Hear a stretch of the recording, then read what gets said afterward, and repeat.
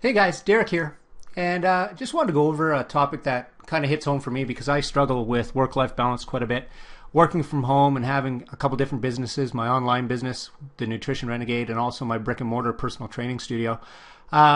It's really hard to sometimes shut it off and be engaged and in the moment, and with my family and friends and in my social life.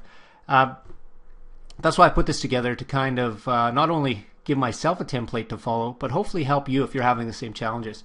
So let's go through it, and hopefully you'll get something out of this, okay? First thing, contributing factors. When I was brought up, it was work, work, work, hauling wood, working on the farm, whatever the case was. And, if you were bored, Dad was always the first one to be out there saying, you know what, if you're bored, let's put you to work. It wasn't like, let's go play. It was, let's go work. So I have no problem putting in work and working very hard. Having said that, it sometimes gets in the way of my family life. And my wife and I actually just had a conversation the other day about how sometimes I'm a little too focused and driven in my business. A couple other points that are contributing factors. People work hard to make a lot of money. Everybody has different goals and triggers as to why they work hard. They want to be successful. Maybe they want to climb that corporate ladder, or you're working for your next raise or position. And even technology, all this technology, smartphones and tablets and iPads and faster computers, it's all supposed to make our lives easier. But I find that it probably does not, because you have a really tough time disconnecting. And how many of you guys sleep with your iPhone or your smartphone? Everybody I know does. How many times do you go out for dinner or a social event and you go with three people and there's actually six people on the conversation or in the conversation because you're talking to three people, plus all three of you are talking on your smartphones or tablet or whatever you have with you. Like, the engagement is really not there. So being able to unplug is paramount in being able to be successful in creating a work-life balance. Okay? This is something I'm learning as well, so you're not alone. Next piece, signs and symptoms. Always preoccupied with work. I'm there all the time.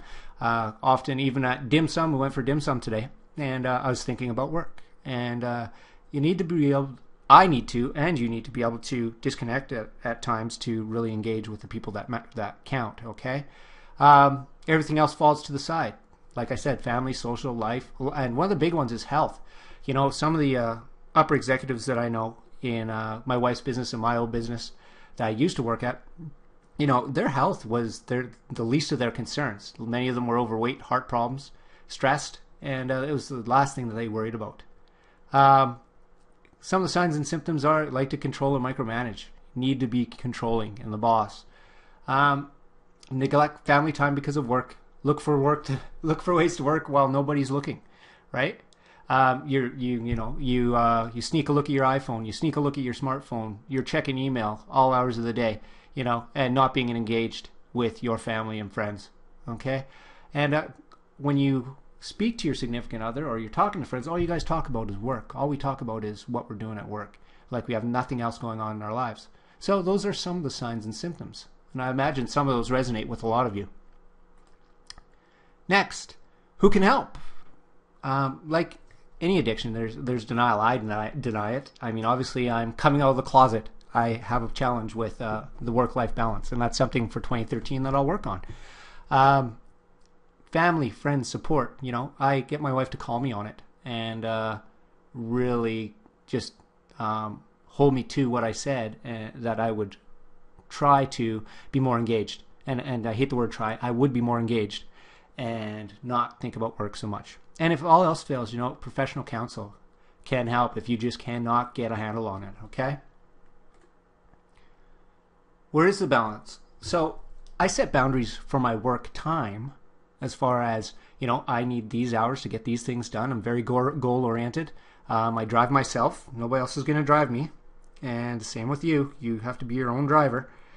And what I found is I need to put the boundaries also on my work hours. So at 8 p.m., because I work around my wife's schedule, I get a couple hours at night to work.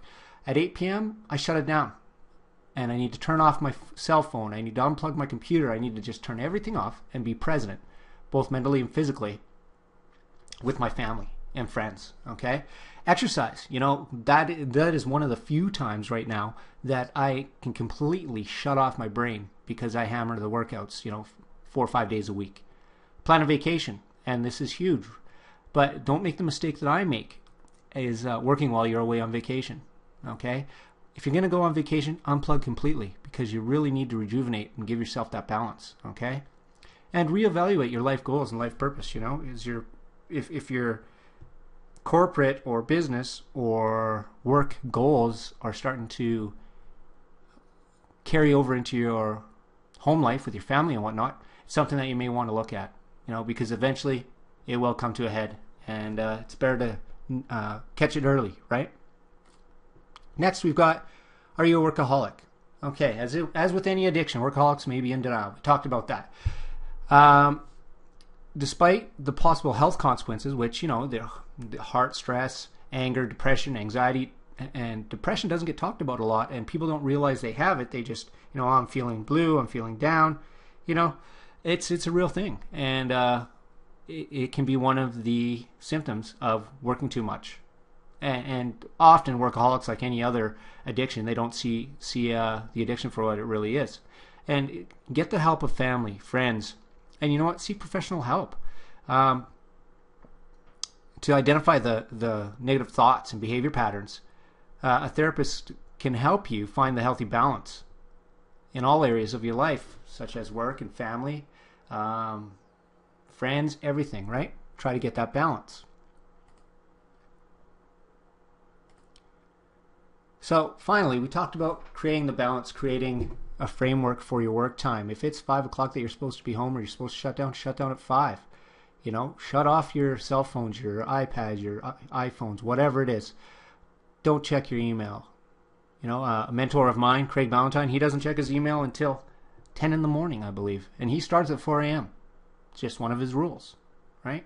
So just shut everything down at a certain time every day and make it a rule. Set the boundaries, protect your downtime, just like you protect your work time, okay? If you think you have a challenge and cannot seem to get it under control, seek professional help. There's nothing wrong with that. In fact, you seeking help just shows that you're braver than those who won't even confront it and will not take the plunge into getting the help that they probably need.